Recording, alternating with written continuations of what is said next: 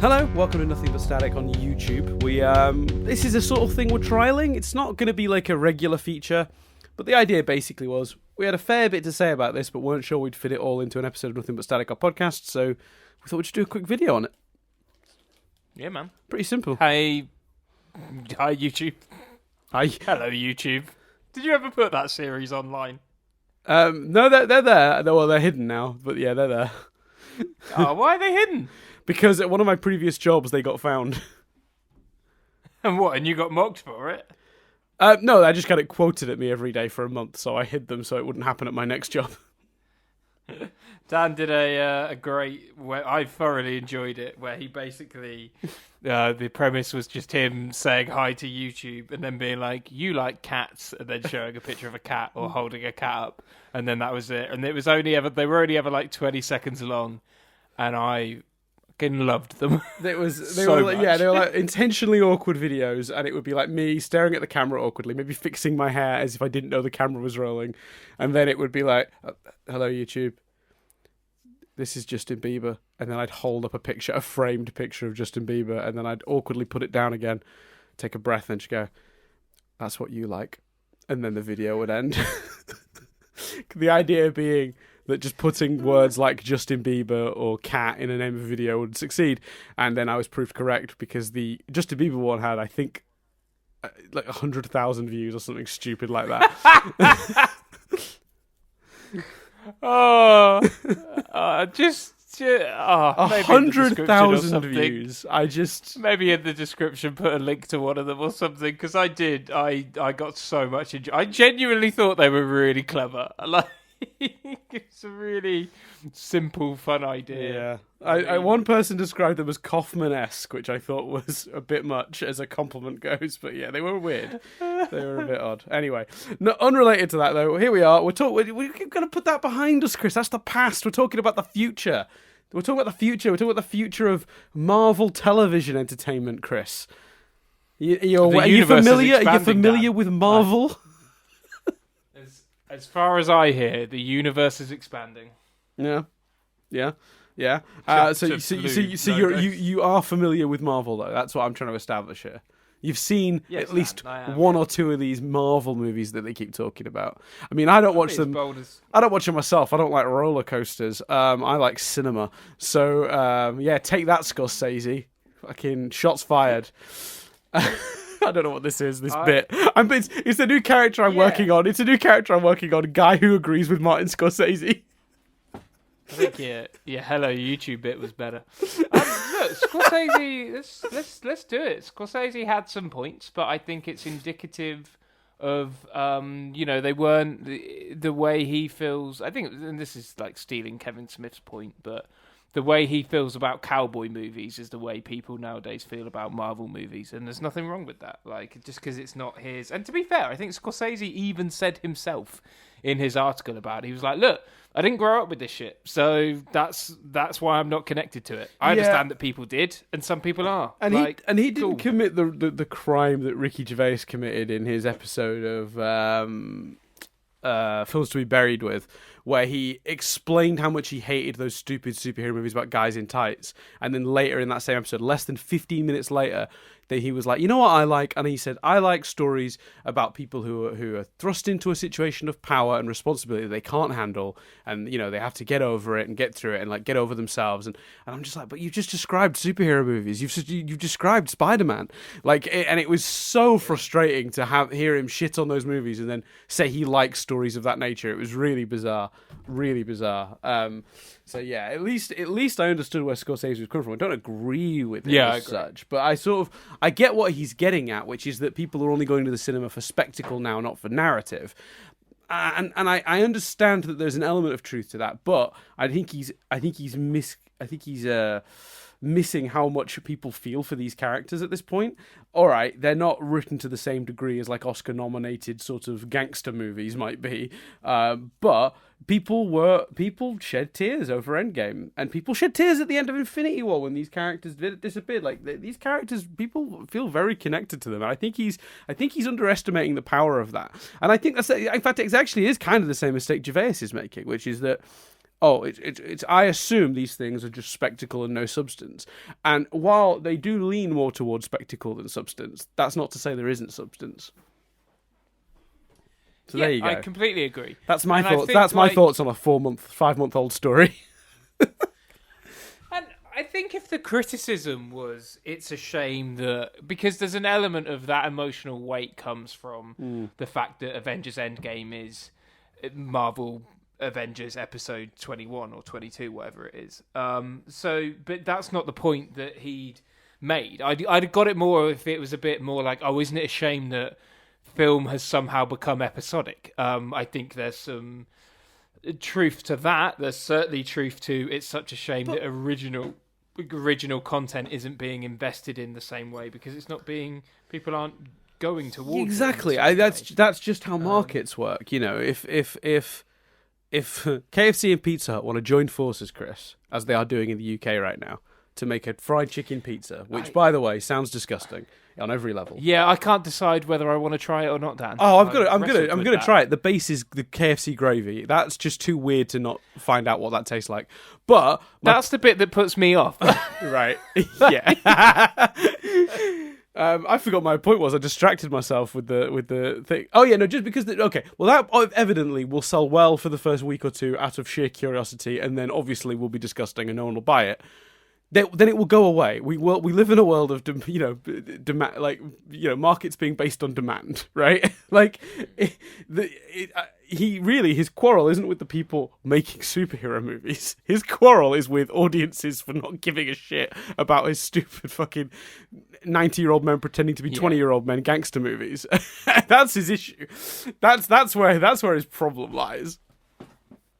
Yeah, no, you're absolutely true. Anyway, so this trailer. Yeah, we've not even got to the subject yet. We said this would be I don't think we even really explained what we were doing. So basically, we're just no commitments to times, but every so often, if there's a particular topic, we're just gonna film a separate bit, put it on YouTube, little YouTube exclusive. You can hear us talk about it here. So it will happen from time to time. Nothing but static bites. Yeah. Actually, no. We'll make it extra filthy. We'll call it Nothing But Static Nights. That's one of the creepiest things you've ever said, and I'm not even sure why. Let me do it better. Nothing But Static Nights. Yeah, so weird. I'm about one step away from doing ASMR, basically.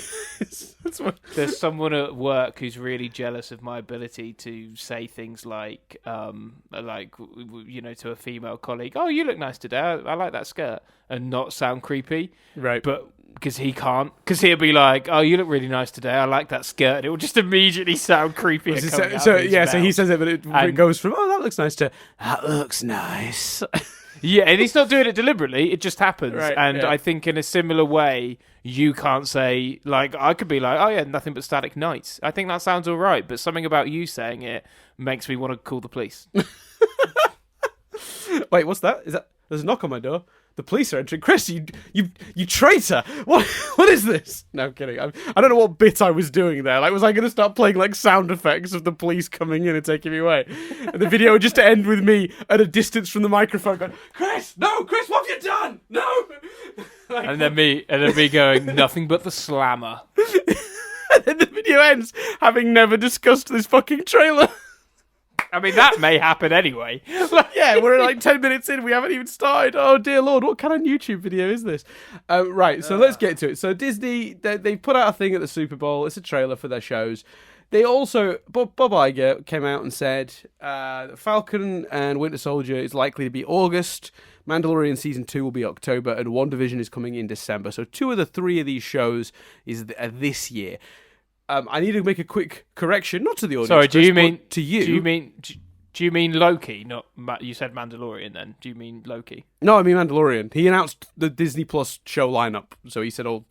So Loki, right. Loki isn't going to be until early next year, and that's what I was about to get to. I owe you a slight apology because Chris texted me and was like, "It feels like they chucked that Loki thing in at the end because, like, you know, they didn't really have much."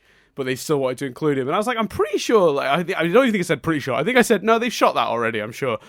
They haven't. What happened was they had concept art that leaked.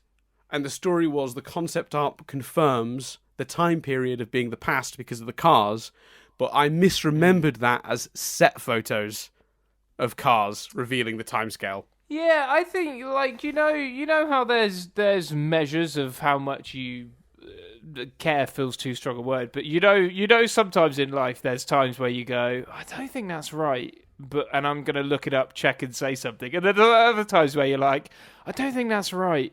Nah, who cares? Like that was very much that. I was right. I don't think that's the case, but I just couldn't be asked to like. Yeah, no, I checked into it afterwards, and it was like, they've been filming for a month. They have been filming for a month. Well, so they started in early January, but like the thing I was remembering that made me believe they'd already filmed the bulk of it is that 4 or 5 months ago there was a piece of like artwork that got put out there. And it was like concept art or whatever, or it was just like a picture that they'd composited together, but it had cars from like the 70s. And I just remembered the story being confirms time travel essentially in the show. But there you go.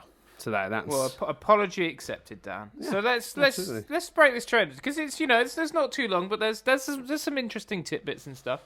But first of all, Dan, my question for you is sure.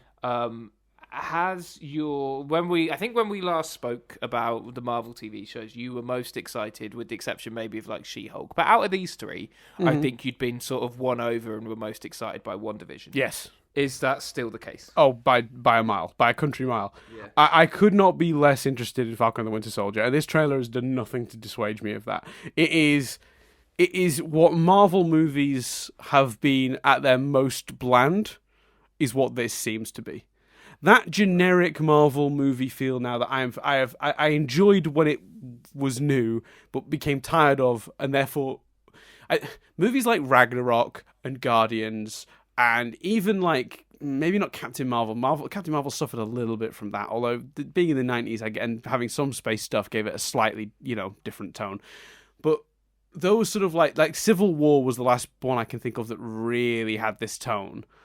Like that Captain America-y sort of like espionage tone. Like, I mean, how good was Winter Soldier? It was amazing. When it came, it felt fresh and new, and there was nothing like it. But we've had a lot of movies like that now, and I'm worried this one's just going to be another hodgepodge of that. And I'll probably enjoy the story, and I like the characters, and the special effects look really good. And what's amazing is on a TV budget, or maybe not a TV budget, maybe that's the difference, but it just looks like a movie, and that's incredible. Like I have to respect it, and I'm sure it will be entertaining. But I'm not excited for it because it's just more of a thing I'm very familiar with. It's like, that's porridge. I don't want porridge, Chris. Get me some Lucky Charms. I quite like porridge, Dan. What are you putting in your porridge? To be fair, actually, I don't want to push that analogy too far because I actually don't like porridge. What is wrong with you? Porridge is like a staple. Like I don't love porridge, as we've just established, but I will have. But like porridge is fine. Nah. Nothing wrong with porridge. that texture of Weetabix? Yeah. You want it hot? Fuck no. I like Weetabix. I haven't had porridge in years. I can comfortably say I have watched an episode of 70s sitcom Porridge more recently than I've eaten porridge. Fair. So take that, Porridge fans. Well, my question for you then becomes like, what is the draw for you of Falcon and Winter Soldier other than just that's that thing? There's those two characters I kind of like. Is there a story that you're excited about in that? Because that's what I think. That's where my issue is. Right now, I'm just like, okay, it's Winter Soldier and Falcon. Falcon's going to be like kind of training to become Cap, I guess, and they're going to fight Zemo, I guess.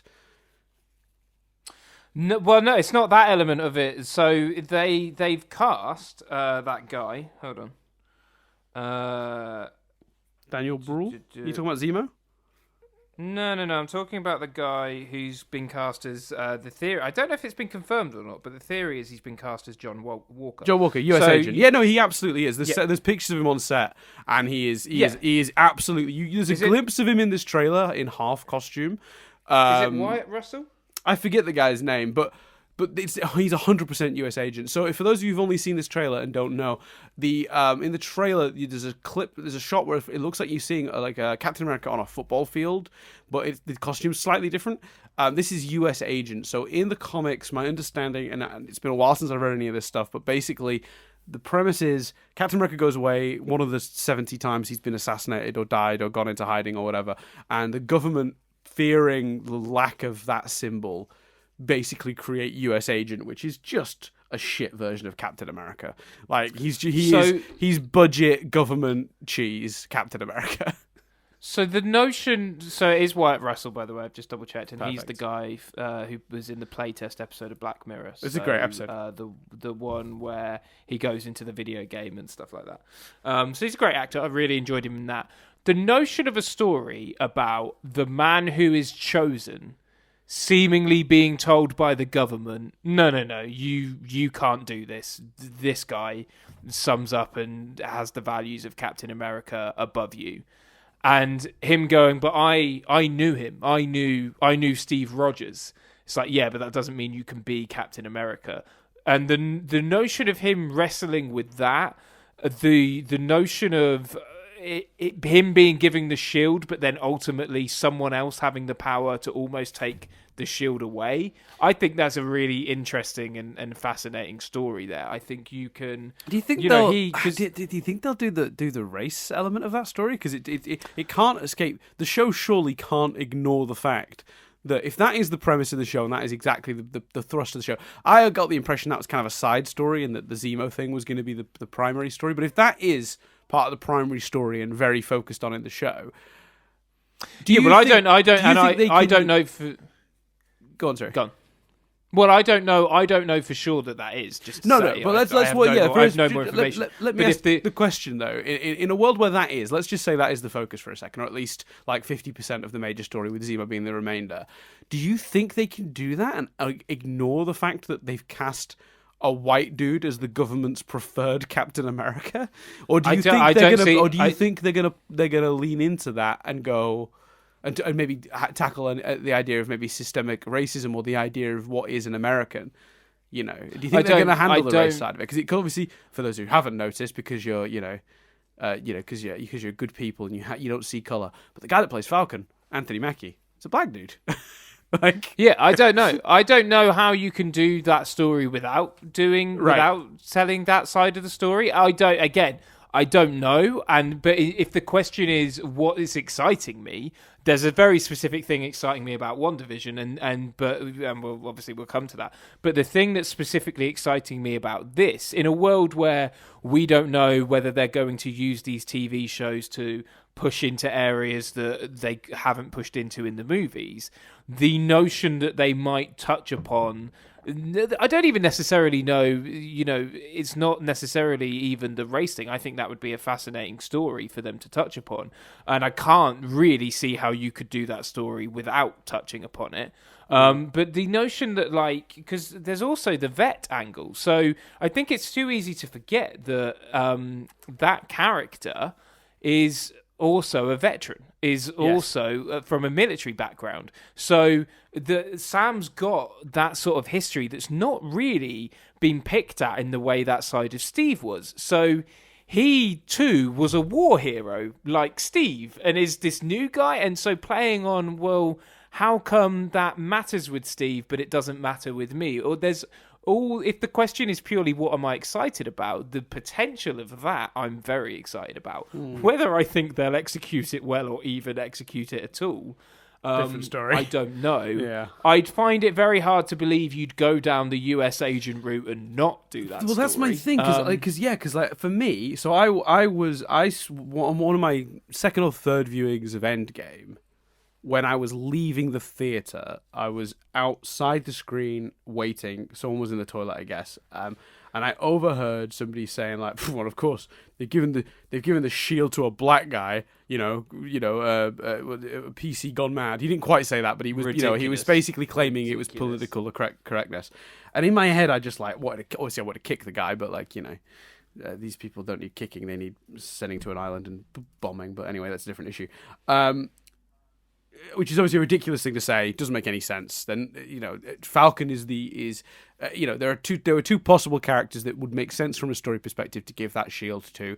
Both of them have had the shield in the comics. Either one would have been fine. They happened to go with Falcon for presumably story reasons. I don't think either. Here, and it may even have been a choice out of we can tell this story if we choose. But either way, I think. Can I just say very quickly two things? One, I don't think you drop bombs on anyone, Dan. You try and teach people, sit them down, let them watch Steven Universe, for example. But point two, I'm past mate. Brexit, Trump. I'm past being tolerant. These people need to die. they need to die quick. Let's just gas a lot of them. Wait till you read my mate. Wait till you read my manifesto. It'll all be in there, mate. Yeah, I assume you're running for something. If the police weren't coming for me before, they're coming for me now. Story-wise, people with that attitude, it's so ridiculous to even claim it's about that. When Bucky, in the context of the movies, Bucky is a soldier who has wanted to run away from the fight until he literally had no choice. The fight came to him, but also who has been previously brainwashed into a killing machine who has killed multiple people and been the villain. Of course he's not going to get the fucking shield for the two choices. Of course. But I'm with you though. If they can do that story and they can actually tackle it, this is what I was getting to. That obviously there's a group of people out there. Jokes aside about, obviously joking, but jokes aside about the way we go forward and have conversations about these things, Marvel can't ignore it because that is what people are saying. Not everyone, obviously. Yeah. I'm assuming a very small number of people. But if in a world where that's something the people who who complained that there being a black stormtrooper, when those idiots come out of the woodwork to complain that they're making Falcon the next Captain America, well, let's handle it. And the reason I'm not excited about the show is I don't think they will. It's Disney. It's going to be neutered. These are the same cowards that didn't properly commit to having any kind of gay relationship in Star Wars, but instead conceded to put one blink and you'll miss it scene in that was easily cut for Singapore. I don't think they're going to make that the story, and I want them to desperately. I think there's some really interesting discussions and stories that can be told when you actually look at it from that angle. And I think there's a really great show somewhere in that idea, and I think that's going to be really interesting to explore from that character's perspective, and just in general, I think these are discussions that need to be had, and I think exploring these ideas through media may very well be the answer. You said, sit them down and make them watch Steven Universe. Maybe it won't be that. Maybe it'll sit them down and make them watch this show. Maybe this show will handle it and it'll be beautiful and it'll be incredible and everyone will learn not to be racist anymore or whatever. I don't know, but I don't think they're going to even forgetting that element of it, it's not fair to put that on a piece of media and say you must change minds. But even just discussing it and making having somehow adding to the discourse about it, I just don't think they're going to do it. It's Disney; they're cowards. And I think it's going to be. I think that if they do that plot of the government's chosen Captain America versus Cap's chosen inheritor of the shield, that is going to hang over that whole show. And if they don't deal with it in any way, what are we doing here? It's going to be a bunch of people running around with shields, and then Baron Zemo will be there in a purple mask. And I just don't know if I care about that. Do you know what I mean? That's where I'm. Yeah, I do. Yeah, absolutely do. Yeah, I just don't trust Disney to do it. I don't. They've proven to be cowards. But you're right. Yeah, I know. I hear you, but I hope that's not the case. But me too. Don't get me wrong. I want the show to be better than that. I really do. Yeah, I'm sure. Yeah, that's the thing. I'm sure you would rather that was right than than them not being able to do it. 100%. I want to enjoy the show, and I hope I'm wrong, and I hope they do something interesting with it. It doesn't necessarily have to be that, but if you are playing that angle.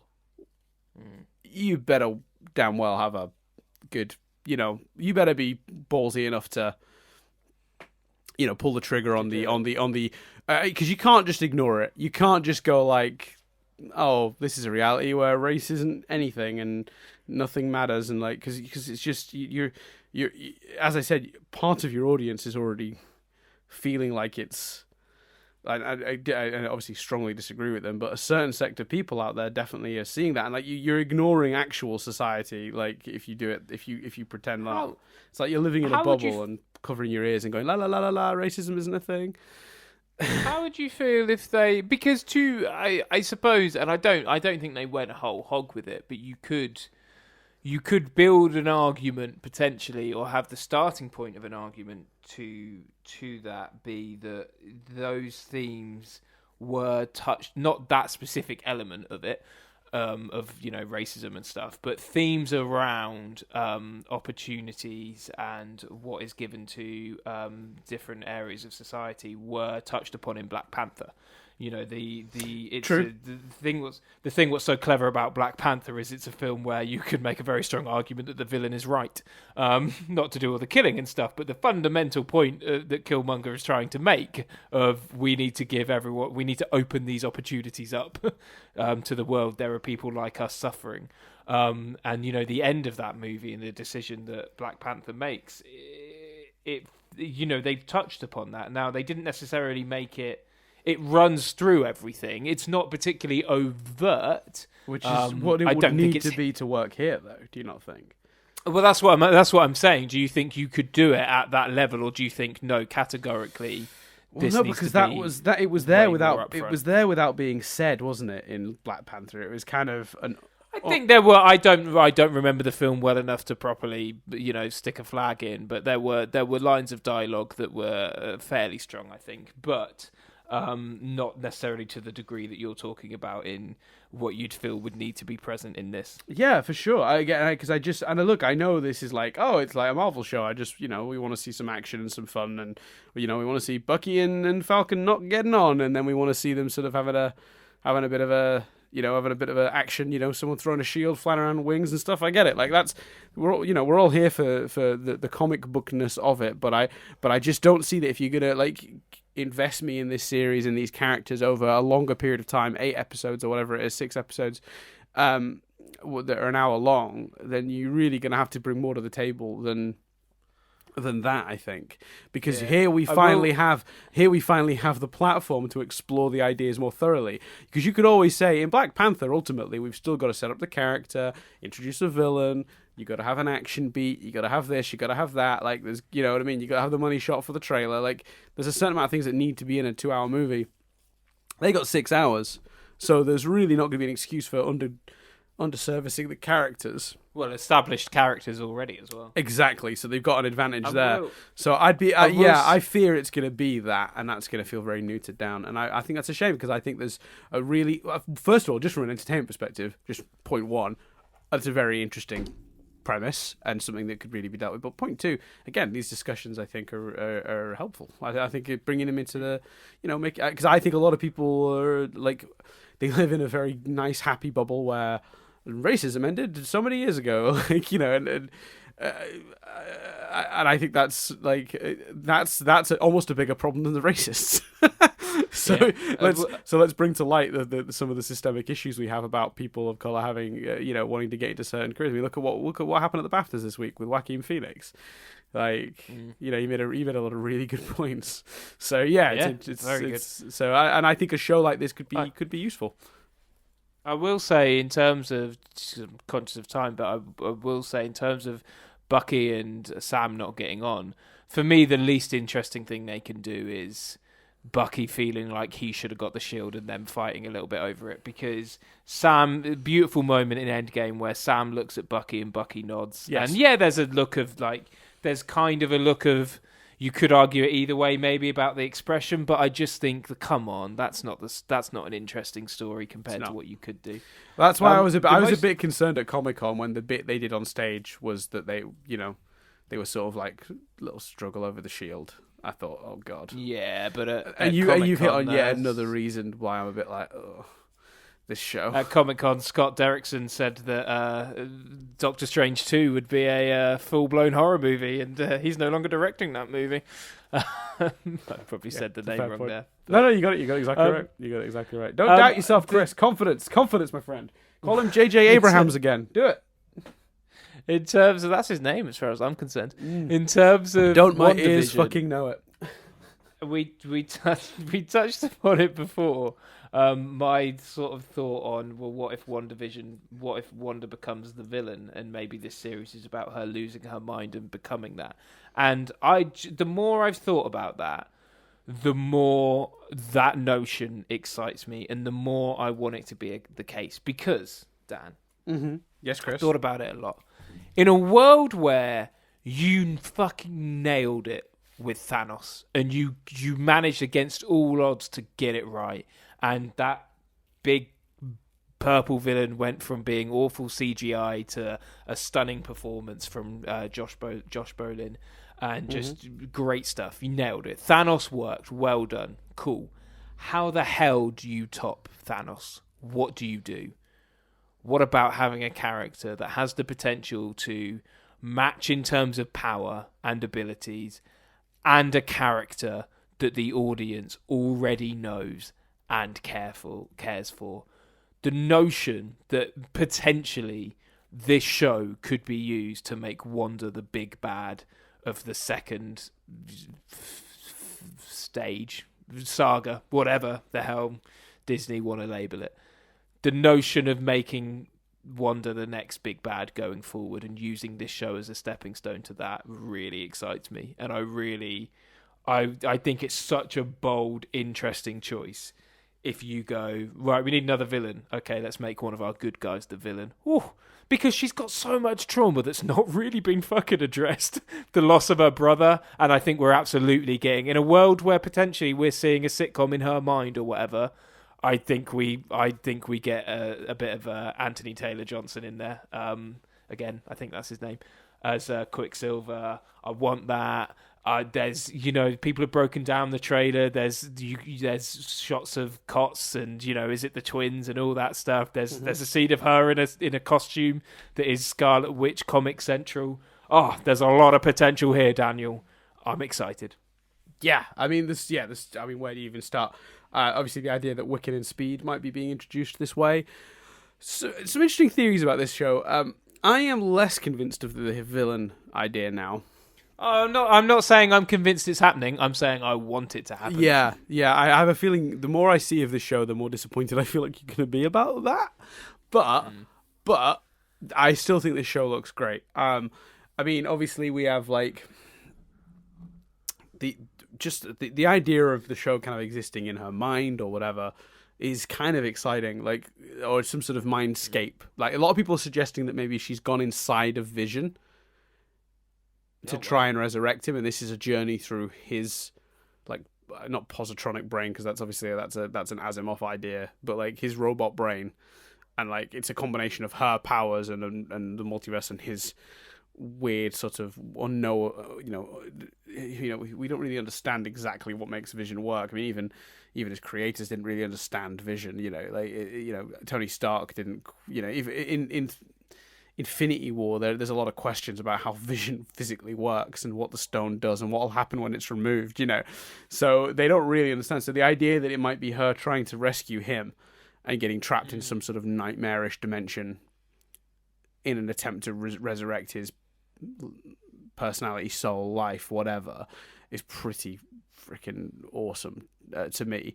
That, though, if that is the premise, does not lead into her being the villain, obviously.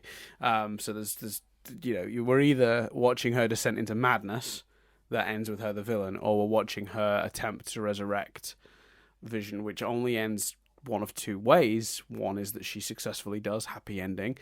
The one of which is that she discovers that he's dead and gone. And the dead and gone one could lead to her causing accidental villainous chaos in grief that leads us directly into Doctor Strange and the Multiverse of Madness, which I think is what we're doing.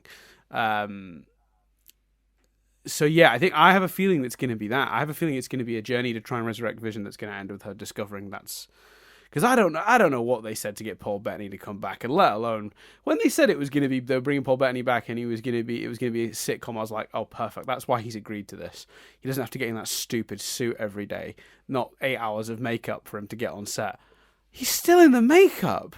So I don't know how many trucks of money they dumped on his lawn or what they've promised him, but I don't know. I think Paul Bettany has, like, if you hear him tell that story, like I've heard him tell it on podcasts, interviews, he literally had a bad meeting with someone. I'm just paraphrasing this, and I think we've discussed it before.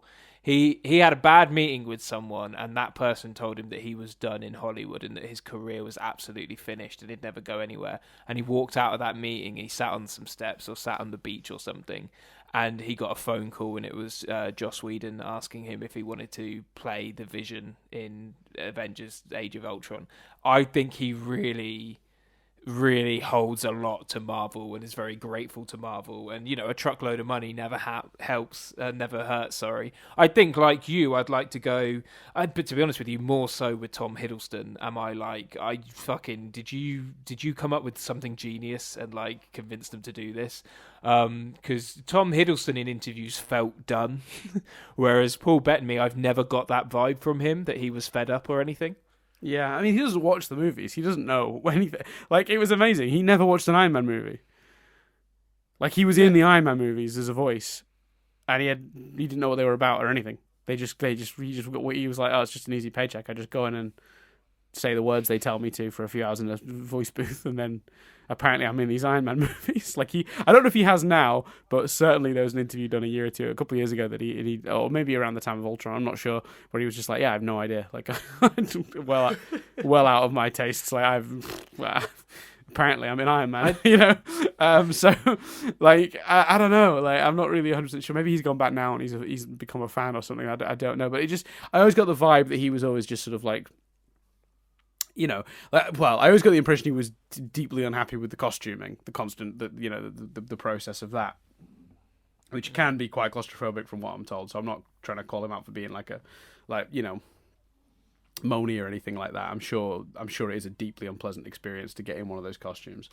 So yeah, I assumed they would use this as an excuse to get him out of the costume, because he doesn't need to be in costume. We saw him out of costume in Infinity War. So the fact he's back in the purple tights. Oh, I feel for the man, to be honest with you, Chris. In all these shots, to be fair, you don't know. Like, I've read some theories that the black and white footage is like another Wanda watching TV, and then the colour footage is, what's happening in her mind or whatever. Disagree. There's a shot in this of her on the phone in a TV in the background of the show. I think that shot of her, coming through the ground in her normal outfit, her modern day outfit, I think that's her entering, and I think that's episode 1. So I think whatever happens that leads her there, it starts with her watching, but I don't think it's the full first episode. And that's what her on the phone looking through the TV or looking on like an old black and white TV is. It's to do with that. But there's some sort of shift, and the real Wanda comes through into the black and white world, and then a couple of shots later she's actually in the outfit and she's sort of almost been incepted by the world, like she's in it. There are 4 that we can clearly see in this trailer, worlds, maybe 5. I'll come back to the potential 5th, but there's a sort of 60s style, like 50-60 style I Love Lucy one, where they get married. We see a shot of them in a wedding outfit. Then there's a pregnant in the 70s style sort of Brady Bunch one, where she's clearly got a belly. Then there's one where they've got the 2 cribs in the front, and the 2 dummies float up, suggesting they've got powers. That's obviously the 1980s sort of Full House style one. Then there's a Roseanne sort of style 1990s one, and in the background the fridge is decorated in a way it would be if you had toddlers or young children. There's the shot of her in the classic Scarlet Witch outfit looks like a Halloween costume to me. That's a good shout. I think it's a sitcom where it's set at Halloween and that's the costume she's wearing, and they're like, what are you? She's like, I'm a witch, a Scarlet Witch. Because I think the whole thing is going to play like a sitcom. But I think that one might actually be a 2000s-y one, because it's shot differently to the 1990s one. So I think there's a more modern sitcom in there as well, and we only got one glimpse of that, and that might have been her in the Scarlet Witch outfit. We'll see. That's kind of my theory. Yeah, because if you look at like the furniture and stuff in the what seems to be the kitchen behind it, and the style of the house, it doesn't feel as old as the others. Yeah. So I think there's maybe 5 timelines in this, but yeah, if it's Wiccan and Speed, the 2 kids, fuck, like. That's pretty cool, and some people are theorizing this is the way to introduce mutants into the Marvel canon. Yeah, I've heard. So she goes through her thing, has 2 kids, and the 2 kids end up being the first mutants, essentially. Maybe which would be awesome. It would be, but then how do you explain every other mutant? Like, does something she do here have there's like a burst of energy that goes through the world and creates mutants all around, or as some people suggested, was so much use of the Infinity Stones on Earth enough to sort of spike that, and in a few years' time, mutants will start popping up. Maybe. There's all sorts of theories on how they're going to introduce mutants, and obviously she's supposed to be one of them, but she's not, so it's a bit like, eh. Yeah, I definitely think you're right about cameos as well. I think we're definitely getting Aaron Taylor-Johnson, Quicksilver, even if it's just like he shows up, or Hawkeye, but he's the mailman, or you know what I mean? Like, we know they're making a Hawkeye show, so he presumably he's been around the sets and stuff. Like he's, you know what I mean? Like Jeremy Renner's been about, so just imagine that the doors open and he wanders in, maybe even like Loki or. I'd love to get them. I'd love all this kind of stuff they say about how, like, I really wrestle with the notion of Robert Downey Jr. popping up in Black Widow, because I'm a bit like, oh, come on, like, we've had one movie without him, like, you don't, give it a bit of time.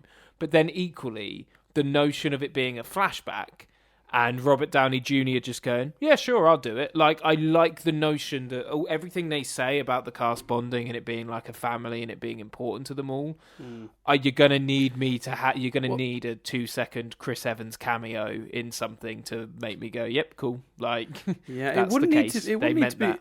It wouldn't need to be a flashback, would it? Black Widow is set between Civil War. Yeah, but that's what I mean by that. That's what I mean by that. Like, Yeah, he'd be about. Yeah, no, you're right. Yeah. No, that's a fair point. Yeah, sorry. No, it's not like she'll need to wistfully stare off into the window and remember a time she was hanging out with Tony Stark. It's set when he was alive. Yeah, that's a good point. Yeah, he might have a cameo. I hope he doesn't. No, I agree with you, and that's let the man. I just don't let the man live. I don't want the in his death. I don't want the dialogue of that film to be. It's like when this is like. I think I've said it before, and it's just such a weird comment to make, but it's like when bands have like their big gig and they bring on someone else for a song, and I'm kind of like. But I wouldn't want the dialogue, like, have the dialogue be you. You've earned it. Like, I don't want the dialogue surrounding Black Widow to be Robert Downey Jr. makes a cameo. Yes. And it's great. I want it to be about the film. Yeah, and I want the film to be good. Although I'm a little bit worried Black Widow's going the same way as the Falcon and the Winter Soldier, that sort of more generic Marvel feel. And I really want these movies to start feeling a bit more distinct, because... Yes, but they've not done a lot of ground level... with the exception kind of maybe of Ant-Man, like a lot of the superheroes have godlike powers. The idea of ground level heroes is quite appealing. Yeah, from a story perspective, sure, but I'm just talking from a sort of filmmaking perspective. This kind of like these kind of like generically toned Marvel movies. I'm talking more about the tone than anything else. Like that, just that sort of like. Yeah, that sort of grey Marvel sort of tone where the colour's a bit drained from everything, and I don't know. It's the visual style I associate with Falcon and Winter Soldier. Sorry, the Winter Soldier movie. It's in my top 5 Marvel movies, though, Dan. Because it broke new ground and it was completely fresh and original at the time. But now now they've built so many of their movies around that style and tone. That I'm a little worried we're going to get too many of them and hate them. So I think WandaVision is like, there's a load of potential in it. I'm very excited. that they might bring in Wiccan and Speed, and I think Who are their twins, by the way, for anyone that doesn't know? yeah from the comics. Do you remember comics, Chris? I do. You remember comics? They exist. Speaking of Not comics, too. Loki. Yeah. Now, Yeah, so there's more in this. Have you done any research since you looked at this initially? Yeah, so you'd think that the only, but I still kind of there's stuff to say on it, but it's like there's one thing to say for me about Loki in this. So for those that don't know, that shot of Loki at the end on his T-shirt, he has the initials TVA, which in the comics, you remember them, Dan? I do. Stands for the Time Variance Authority, who are an organisation that essentially police the multiverse. And they possess, according to this, I'm quoting now, Dan, from a bit of research, in fact. Oh, look at that. From Screen Rant, they possess sophisticated time travel capabilities and even have the power to prune entire timelines if they deem them too dangerous to exist. Yes. So obviously the notion that Loki has been captured by them, this version of mischief-making, not yet redeemed himself Loki, causing all sorts of grief in timelines and creating alternative timelines is really interesting from a story point of view. And also, I quite like the notion that they're going to address how time travel works in this universe, so people shut the fuck up about the end of Avengers Endgame and stop arguing about it. Us included. We dedicated we dedicated like 30 minutes of our review of Endgame to it. Oh, so. Yeah. I absolutely include ourselves in that. But the clarity is great. The reason we debated it for so long is because there's so many different ways to interpret it. Yeah. Now, am I sure they can come up with a version to clarify it completely and avoid anyone going, yeah, but what about this? Probably not. But no, the continuity is going to be fucked no matter what they do. Yeah, but the notion that this agency might exist, as long as it doesn't get too DC TV Arrowversey, where it's fucking madness, then I'm excited. I don't know. I'd be up for some DC TV madness. I really enjoyed it for its campy insanity crisis. I thought that was. Yeah, to some extent, but I just think like it's, and admittedly, I'm not up to date on the shows. So that. But actually, you know what? To be fair, I think there's an element of that though. It's because I don't care. Like, I didn't care if it made sense. I didn't care if I was just like, how fun is this? Just to see all these characters interacting. Look, it's Constantine interacting with Lucifer. That's a thing from the comics. But I'm not even talking like about Crisis in Isolation. Like, how are some characters alive and they're dead, and there's evil versions and there's multiple timelines. It just seems very confusing. I think, and I think my lack of caring about any of the DC characters, because how iffy their output has been, has led to me just like, when they are good enough and fun enough, I'm just like, I roll with it rather than picking at it. And I think that's a weird benefit DC have right now, is that the expectations are so low, they can just get away with doing fun stuff, and me going, yeah, cool, that's more than enough. That's all I needed. I think this Loki show could be a time-hopping villainous Loki. That sounds like a lot of fun. I'm kind of on board with that, and I think, well, there's a few different things. So the other big news that came out this week regarding this, and it's not actually confirmed by Disney, but comicbook.com and a few other places are reporting that Owen Wilson has been cast in a major role. There are two options, Chris, in my opinion, for who he could be. Mm-hmm. Option one, the most likely now we've seen this, because that news came out before this trailer. Now we know the Time Variance Authority are involved. Professor Gamble, I believe, is the character's name. Now, my memory of this character is that he's basically a joke Doctor Who ripoff. He travels around as part of the Time Variance Authority in a phone box, and is kind of like a bad Doctor Who parody. Right, okay. But he's a big part of any story, or most of the stories I've seen at least, of the Time Variance Authority. Owen Wilson playing him sounds like a lot of fun to me. Because Owen Wilson's got that kind of look of like a Peter Davidson sort of doctor about him. So they could do it that way. The other character he could play, and I don't know if I want this to be the case, because there's implications to this. But some have speculated, and I kind of, before this trailer came out, I was leaning towards it too, that he might be playing a character called Rick Jones. Now, for those of you who don't know who Rick Jones is, and trust me, that'll be a lot of you, comic reading or not, Rick Jones is a character that's just a normal Earth person that just keeps getting involved one way or the other by accident in superhero shit. So in some versions of the continuity, he's the person that Bruce Banner saved to get him, but got himself hit with the gamma radiation. So Bruce Banner wasn't actually in the direction of the gamma wave, but he runs out to save Rick Jones. Oh wow! And gets hit with it himself. And he's basically this weird character that's kind of interwoven with almost like all the various heroes at one point or another. That's kind of the premise of the character, if my memory serves me correctly. And if I'm wrong, comic people, tell me in the comments. No problem. Or tweet at me, @DanDoon. You can yell all you like. That's my understanding. And again, my memory of this is vague because it's been years since I've read any of this stuff. But the idea, I think, could be that Loki, now having the ability to hop around in time and space and wanting to go around and, get himself into all sorts of chaos, I'm thinking he needs a guide. If he's gonna fuck with the Avengers, because keep in mind, this is Loki fresh out of New York, where he just got defeated soundly by the Avengers and chucked around by the Hulk. Pissed at the Avengers, he's going to want to go and fuck with their lives, isn't he? Mm. Right? So maybe it's that the Time Variance Authority, so maybe the series starts with him getting time travel, or space travel, whatever, dimensional travel, and abusing it, but he realizes he needs a guide, and when he somehow narrows it down to who has got the best knowledge of the various points in these heroes' lives, he figures out that the best non-Avenger that's been there for a lot of this stuff is Rick Jones. And sort of brings him along as a point of view character to be like, okay, you were here for the day the Hulk became the Hulk. Let's make him not be the Hulk.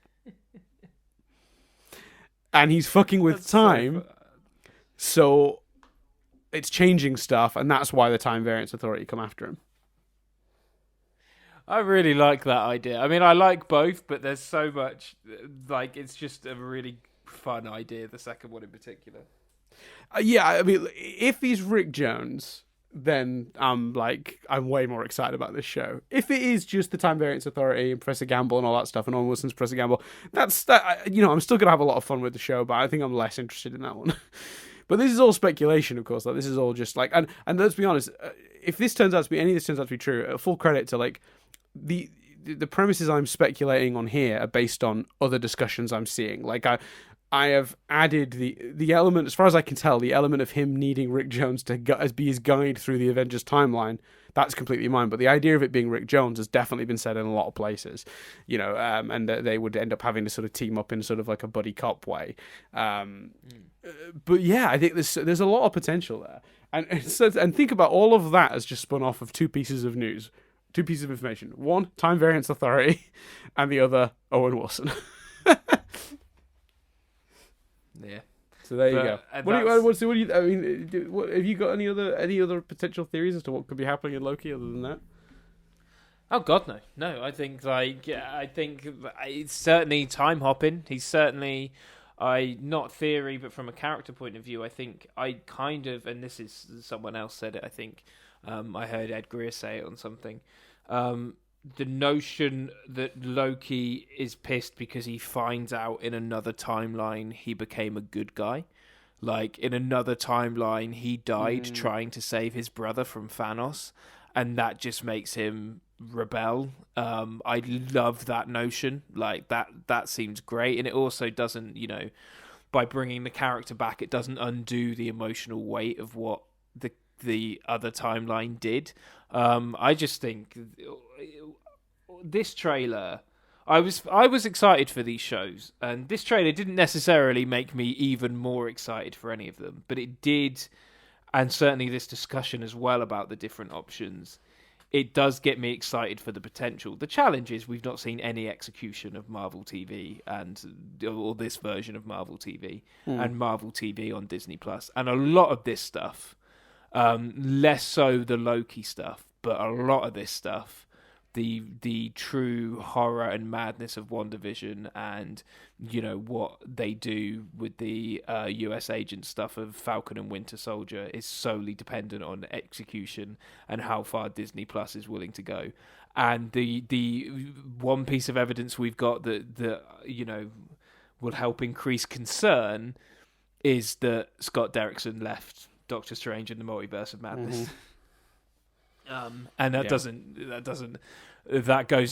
goes against that, not for it. So we shall see. But I thought as a trailer, I didn't think the Super Bowl trailers were that great this year. So this is probably the best one. They were pretty awful on the whole, weren't they? I noticed that too.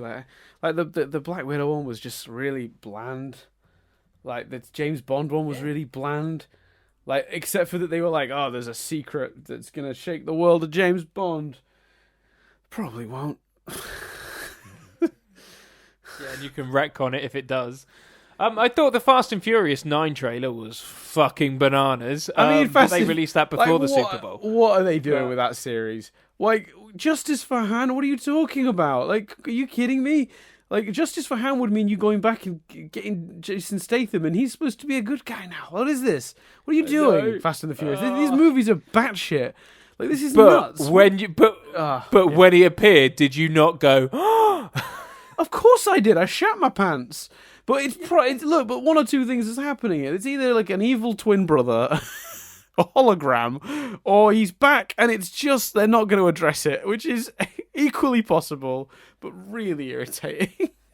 I want a third scene set during the time of Tokyo Drift. We revisited it before. Let's revisit again and show how Han somehow escaped.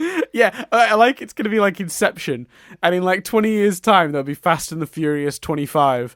And it'll be, you see Han crash, then it pulls out, and you see Statham is behind it, and then it pulls out again. And it'll be whatever bullshit happens in this movie. Then it pulls out a third time, and it'll be like Dame Judi Dench being like twiddling her fingers like, and then it'll pull out again, and it'll be Dominic Toretto. And then it'll pull out again, and it'll actually be Han somehow behind his own murder. the hug, the way he's eating, it doesn't seem like they're going down the evil twin route, but you've got to go a long way to explain how Han not only escaped, but then didn't get involved in any of this other shit. Yeah. Yeah. I mean, it's just bonkers, isn't it? I kind of love them for it because it's just like they are literally unashamedly being willfully stupid, and they do not give a shit. I feel like this one, more than any of the others, because they even had it, they've got a magnet plane. Like this one, they're like, fuck it. You think we've lent into it before? Let's really fucking lean into how batshit this is now. Yeah. I'm worried that they're about to go too far. I think this is the one that breaks it. I don't know if you can. I think that's the only point you can go too far. I don't think it's going to do very well. Oh, I don't know whether it's going to do very well, but I think that because I don't think 8 did brilliantly, did it? No, 8 did really well. It was the one that didn't do so well was the spin-off. Hobbs and Shaw. Yeah. 8 did fine. 8 did gangbusters. But there we go. We shall see. But you know what? If this is the one that breaks it, like, because you can't really for this count Marvel. I don't think. If this is the one that breaks it, fuck me. This is the 9th movie. Well done. James Bond, which refreshes. Yeah, I can't think of a movie series that's got to 8 movies. Yeah, okay, but I have a question for you now. I have a question for you now, though. So is one of the characters in this is Dom Toretto's brother, right? That's the thing. Yeah, John Cena. Right. Yeah. That's right. Yeah. So he was off learning how to be like a superhero, while Dominic Toretto was what? Selling DVD players out of a garage in the first one. That's what I love. Like, I showed Jess the trailer, and she was like, "I've never seen any of these movies. Like, we should watch them." And I went, "Yeah." I went, the first one's interesting because he's stealing DVDs. She's like, "What?" I'm like, "Yeah, the premise of the first one is stolen DVD players." And she was like, "And this is the trailer for the new one." And I was like, "Yep." Yeah, this new series started around 4 or 5, right? Like it's almost like those first 3 or 4 are part of a different continuity. Yeah, I think a lot of people give it to the 5th one, which I think is the heist one, where it's like the. I feel like it started in. It might be the 4th. I feel like it started in the 4th when they brought back Dom Toretto, but yeah, either way. Anyway, there you go. That's some. Wow, we didn't have time for that on an NBS. And I had a feeling it was going to go that way. There's so much to say. That's why I suggested we do this. I was just like, I don't think this is gonna. I mean, we'd have forced our way through it quicker on an NBS. We wouldn't have had so much talk about me being arrested at the beginning. For what? I can't even remember for what. And I probably wouldn't have had enough time to go into sort of the issues of potentially around race with the Falcon thing if they don't handle it. I got a message from Nadia, so it might have been during that conversation. Nadia's in the room. She obviously was listening because she said the text she just sent me, which if anyone ever goes through my phone records is going to be really confused because obviously we're talking about like what we're going to have for dinner or whatever, and then she suddenly texts, "It's white privilege to get to ignore racism." Wow. So she's right. She's 100% right. Like if Disney choose to ignore the element of race in that, then yeah, I mean that's a good example of white privilege. I agree with her. I agree. Yeah. But that is God, this went on for an hour. I don't know what I do with this now. I guess I'd just throw it up on the YouTube channel with like a still image because I thought this was only going to be 10-20 minutes, and I thought, oh, I'll just edit footage underneath all of it, but I don't have time to do it for an hour. No, not really. No, so it's just gonna be a general, just gonna be a static image. Described it as a bonus, so it seems. What should the static image be, Chris? Do we put it up as an episode as well? I don't know. I'll figure it out. Okay, we'll work it out. Well, the audience will know. So thank you for listening. Either way, whatever we've done with it. Mm-hmm. Yeah. And strap it to the front of the next actual NBS. And make a 3-hour episode. It's its own episode or not, I think. But anyway, we'll talk about that. We'll work it out. Yeah. But anyway, thanks for listening. For sure, we appreciate it, especially got all this way through. Hope we said some things that are of interest to you. And we'll see you. If you enjoyed this, we got Nothing But Static. New episode coming up Sunday. Sunday, which would be, I guess, the 10th of February, 9th February. Like that, yeah. Talking about Avenue 5, Picard, and Little America. Yeah, and we're going to have a little chat about some news as well. Got a couple of news items I've selected from the headlines, Chris. Give me a sneak peek, Dan. Give me a preview of one of the a sneak peek. One of them relates to Netflix's The Crown. Yep. And the other relates to Hamilton. Yes, yeah, we'll talk about both of those. Yeah, pretty excited about. Hard to feel like The Crown is not them trying to avoid going as far as current events, isn't it? But yeah, we'll talk about that. We'll see. Yeah. So there you go. Thanks very much for listening, and we'll see you on the next one. I've been Dan Doolin. I've been Chris Billingham. We'll see you next time on the next Nothing But Static.